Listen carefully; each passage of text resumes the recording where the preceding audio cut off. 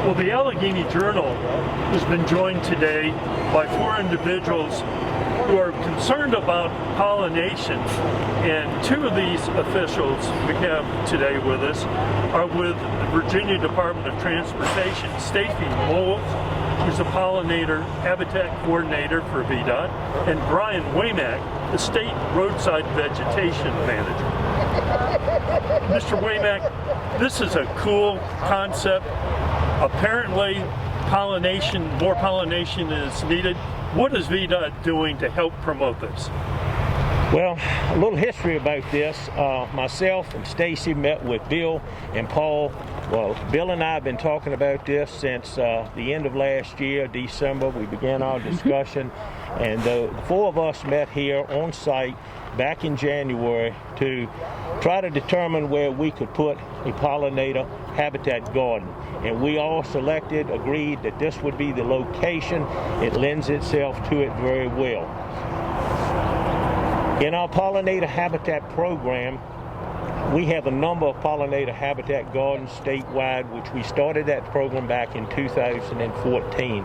So we worked with Bill and Paul with the Rotary Club to find a site so that we could provide a pollinator garden. And the intent today is for us to kick off this project by, number 1, going up toward the rest area there and adjacent to each side of the sidewalk to delineate where we plan to put pollinator habitat plants this fall, as well as this area behind us. We're delineating that area so that we can release the vegetation so that it will hopefully preserve and protect habitat pollinator species for birds, the bees, and the butterflies.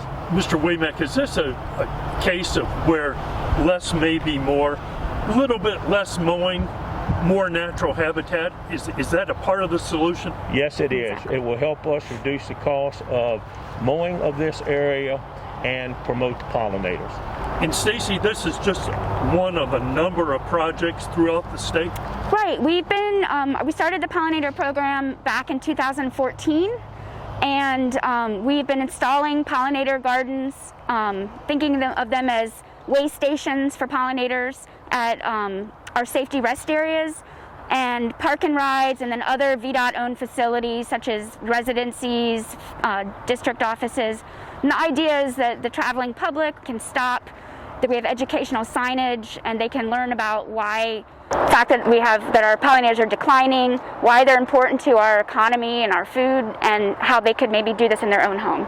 And so to date we have about 23 sites, and the goal is to have these at all of our rest areas and ultimately park and rides as well. But we have 43 safety rest areas across the state. And Bill and Paul, you're well known in the area as members of the Covington-Hot Springs Rotary Club. Normally when we think of Rotary Club projects, we think of huge food drives and anti-polio efforts. Pollination is not normally among them, but this is a really neat concept that the Hot Springs Rotary Club, Covington-Hot Springs Rotary Club, has taken on too.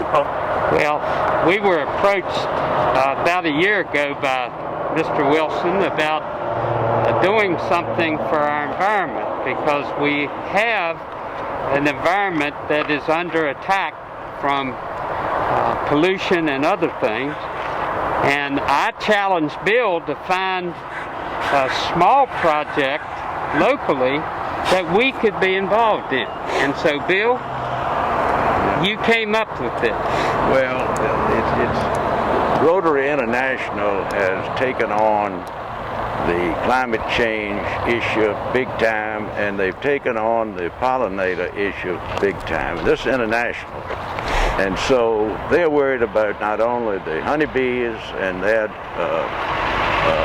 drastic reduction in numbers, and the monarch butterfly and their drastic reduction in numbers, but a lot of critters are on the way to extinction if we don't do something about it, and this is just a step in the right direction. Thanks very much for joining us. Thanks for being here. Thank you. Taking the time to cover this event. Well, look who the Allegheny Journal has found here at a rest stop on I-64, just east of Clifton Forge. Colonel Linkenhoker with the Allegheny Historical Society and Bill Wilson with the Covington-Hot Springs Rotary Club. Welcome, gentlemen. Thank you. Glad to be here. Thank you for coming. And today is all about pollination and cooperation with VDOT. How did this all get going, Paul? Well, you know, I'm always associated with the Historical Society, but I'm also part of the Covington-Hot Springs Rotary Club. And Rotary International is very concerned about environmental issues, and one of those is the declining population of honeybees, the monarch butterflies, and other natural pollinators that feed our vegetation, ensure that we have